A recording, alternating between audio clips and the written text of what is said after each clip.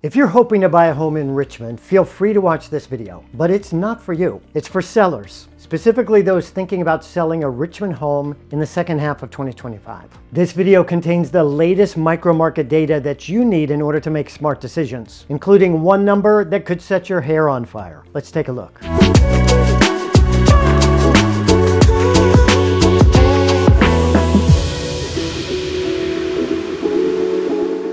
Thanks for tuning into my channel. I'm Greg Somerville, a real estate agent serving the greater Richmond Metro. If you're a homeowner in Midlothian, Glen, or the Fan District, you may have noticed that homes weren't selling so fast at the beginning of the year. You might be getting frustrated with minimal showings or lowball offers. In today's video, we're going to be breaking down exactly what's happening in our local market and give you 5 actionable tips to help you sell your home with confidence. The truth is, the market has shifted. During the first 2 years of the pandemic, when interest rates dropped below 3%, homes were selling almost as fast as they hit the market. But when rates jumped up in 2022, home sales slowed down. Now here we are in the second half of 2025. What's happening today? And what should you expect if you put your house on the market tomorrow? Using the latest stats from Virginia Realtors, let's see how the Richmond market in Q2 2025 compares to Q2 2024. Sales activity has picked up after a slow start in Q1. For Richmond City and its 7 surrounding counties, total home sales in the second quarter of 2025 are up 4.6% from where they were last year at this time. Not all areas are the same, of course. Hanover County sales are up almost 20%, whereas Powhatan County sales have dropped almost 12%. Chesterfield County and Richmond City have both dipped slightly. At the end of June 2025, 4,512 sales in the greater Richmond area were pending. That's 7.8% more than at the same time last year. All 7 counties showed increases, with New Kent having the highest percentage. Only Richmond City saw a decline, and that was just 2.4%. While other parts of the country are seeing major price drops, like Austin, Texas, or Naples, Florida, Richmond real estate values continue to grow. The average sale price in Q2 2025 was 2% higher than Q2 2024. Though Goochland and New Kent counties saw a modest decline, Richmond City properties sold for 4.8% higher. And in Charles City County, values jumped 44%.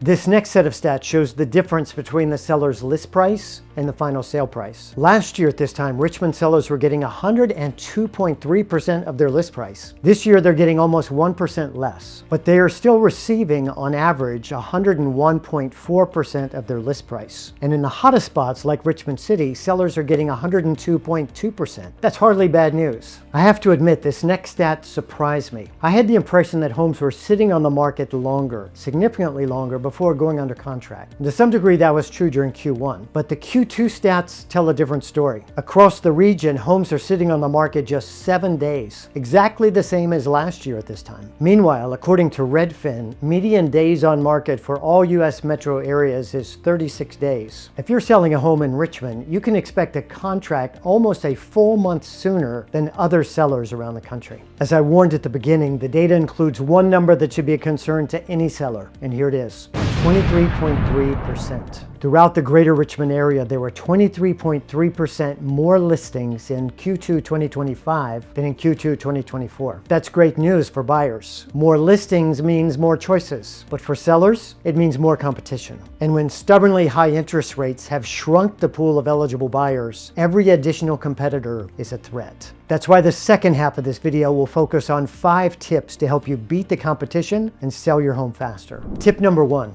Know your micro market. The national news headlines don't tell the full story. What's happening in the Church Hill market may be very different than what's taking place in Moseley or Short Pump. In your neighborhood, how long are homes sitting on the market before they go under contract? If you live in Westham, it's just 9 days. But if you're in Brandermill, it's 14 days. In Manchester, 71 days. In your part of Richmond, how many sellers are getting their asking price? In Chester, sellers are getting 100%.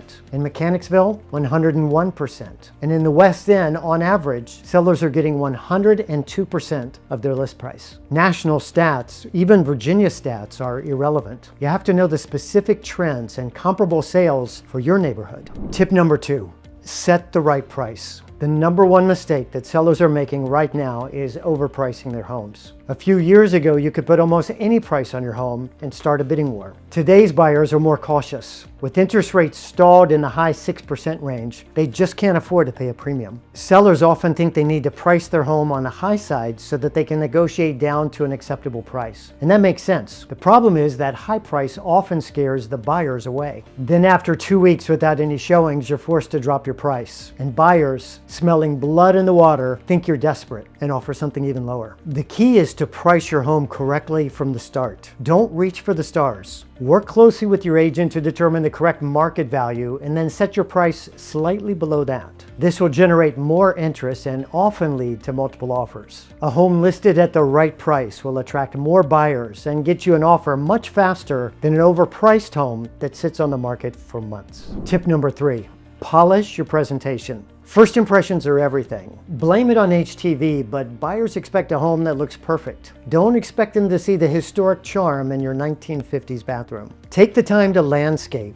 declutter, and deep clean. Paint your front door. Replace old light fixtures and appliances. Clean the gutters. And consider professional staging. Investing 1% of your list price in staging could increase the sale price by as much as 5 to 10%. And reports show that a staged home may spend 73% less time on the market than a non-staged home.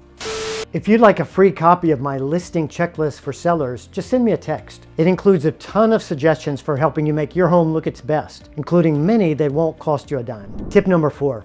Partner with a proactive agent. With 23% more homes on the market than a year ago, Richmond sellers are facing stiff competition. You need a proven partner, not just a sign in the yard. As the pendulum swings from a seller's market to a buyer's market, you need an agent who delivers data-driven feedback, is committed to innovative marketing, and who communicates transparently throughout the process. I recommend interviewing at least 3 agents before you make your choice. And here are some questions you can ask. How many homes have you listed in the past year? What is the average days on market for your last 5 listings? And what do you think are the 3 most important things I should do to sell my house for the best price in the shortest time? Tip number 5, be reasonable. In the first 2 years of the pandemic, sellers had all of the advantages. Multiple offers were commonplace. In order to compete, buyers had to waive the inspection, write love letters, or double or triple their deposit. That was a great time to be a seller. But things are different now. The negotiating power has shifted.